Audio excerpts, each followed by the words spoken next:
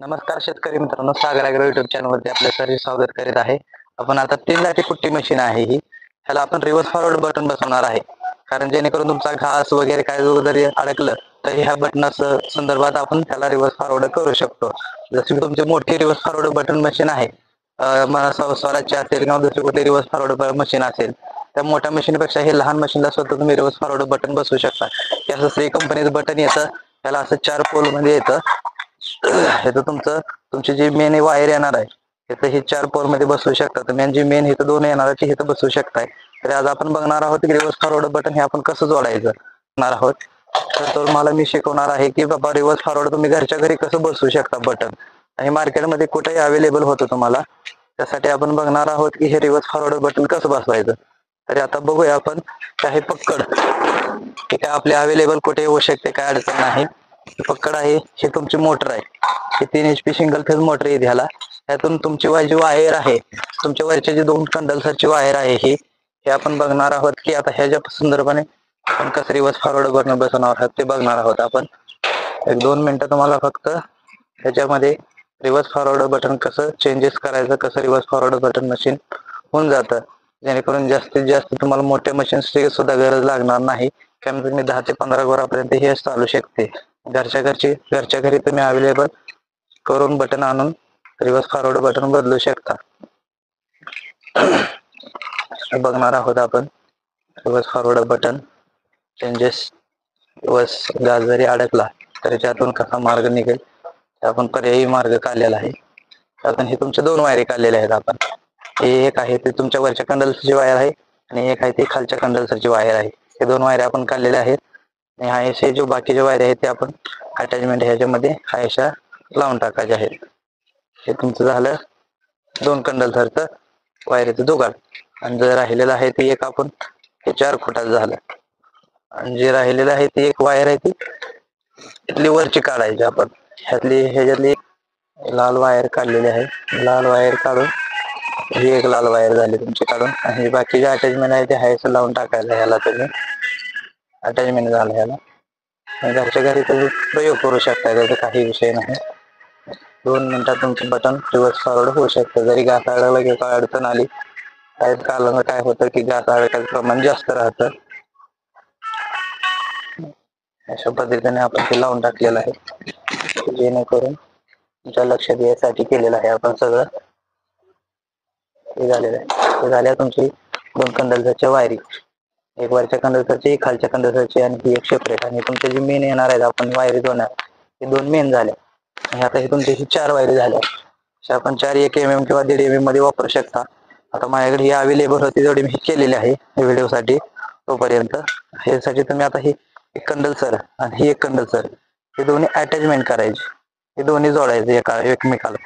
हे दोन्ही एकमेकाला जोडून तुमची जी दुसरी जी वायर तुम्ही जोडणार आहे ती वायर फक्त अटॅचमेंट ह्याला करून टाकायची, जेणेकरून दोन्ही कंडल्सर वायरी एकत्र करून ह्याला अटॅच करून टाकायची. ते अटॅचमेंट झालं. आणि हे जे तुमचं दुसरं जे आहे जी लाल वायर काढलेली आहे त्याला एक वायर जोडून टाकायची. हे झाल्या तुमच्या 2 वायरी.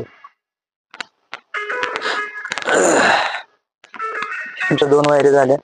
तुमच्या राहिलेल्या 2 वायरी आहेत ते ह्या राहिलेल्या तुमच्या जी मेन वायर आहे मोटरच्या त्याला जोडून टाकायचं. हे तुमचं 4 पोलचं बटन, 4 वायरी तुमच्या बाहेर काढलेल्या आहेत. ही 4 पोल बटनला जोडू शकता तुम्ही, काही अडचण नाही. हे तुमचं रिव्हर्स, हे तुमचं तयार झालं. आता फक्त ह्याला राहिलं आपलं बटन मध्ये जोडायचं. आता हे तुमच्या जे 2 वायरी आपण हे कंडक्टरच्या 2 वायरी काढली, आणि हे जे मेन जो काढलेली वायर आहे ते आपण काय करणार आहे, ह्याच्यामध्ये हे रिव्हर्स फॉरवर्ड बटन आहे, हे 4 पोलचं बटन आहे, ह्याच्यामध्ये ह्या दोन्ही साईडला जोडायच्या. एका कडाला दोन्ही साईडला जोडून टाकायच्या. जे तुमच्या जे मेन वायर काढलेले आहेत ते आपण झालेलं आहे. तर आता आपण बघणार आहोत की आपण हे 4 वायरी कशा जोडायच्या. तर हे आता तुमच्या 2 बाहेर वायर काढलेल्या आहेत हे जे अटॅचमेंट करणार आहेत आपण ह्या बटन मध्ये. ह्या बटन मधून 2 वायरी काढलेल्या आहेत आपण, 4 वायरी काढले. हे जे तुमच्या जो बाहेरच्या जो मेन वायर काढले 2 कंडक्टर आणि एक लाल वायर काढलेले आहे त्यातले आपण जो 4 पोल आहेत ह्याच्यामध्ये कडेला जोडायचे. महत्वाचं ते लक्षात राहू द्या, जेणेकरून परत प्रॉब्लेम येणार नाही. अशा पद्धतीने तुम्हाला हे जोडून टाकायचं आहे. 2 मिनिटात तुम्हाला प्रोसेस मध्ये अशी जोडून टाकायची. परत मारतून नाट परत फिट करून घ्यायची ह्याला, जेणेकरून अडचण नाही, परत करंट मारायचं टेन्शन नाही. हे मारतून फिट करून घ्यायचं. एकमेकाला कुठेही जॉईन नाही झालं पाहिजे, कारण पार्किंग झालं की परत मोटर जळायचे चान्सेस भरपूर असते. असे 2 वायरे काढलेले आहेत आपण ह्याच्या, अशा कडेला जोडलेले आहेत जोडून. आणि जे राहिलेले तुमचे जे मेन वायरे आहेत, जे मोटरचे आलेले आहेत ते तुम्ही हे राहिलेले जे मेन वायर आहेत आपल्या मोटरच्या वायरे, हे 2 वायरे तुम्ही डायरेक्ट इथं खोटामध्ये, जे 4 खोटाचे राहिलेले 2 खोटामध्ये जोडू शकता. या अशा पद्धतीने जोडू शकता. त्याचे राहिलेल्या ह्या 2 फुटामध्ये आपण ही वायरी जोडणार आहोत. अशा पद्धतीनं आता माझ्याकडे जेवढे अवेलेबल तेवढे वायर मी यूज केलेले आहे, जेणेकरून होता येईल जेवढं तुम्ही 1.5 ते 2 mm किंवा 2.5 mm वायर जरी जोडली तरी चालून जात आहे. जेवढी जाड वायर आहे तेवढे हे म्हणजे सर्व मोटर लोड येणार नाही, व्यवस्थित चालून राहील, जळायचे चान्सेस कमी येते त्याला. त्याच्यामुळे ह्या पद्धतीने आपण रिव्हर्स फॉरवर्ड बटन जोडायला आहे.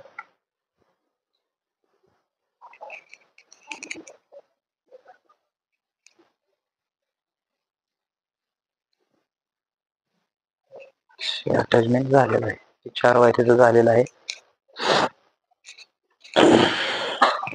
4 वायरी आपण जोडलेल्या आहेत. तुमची जी मेन वायर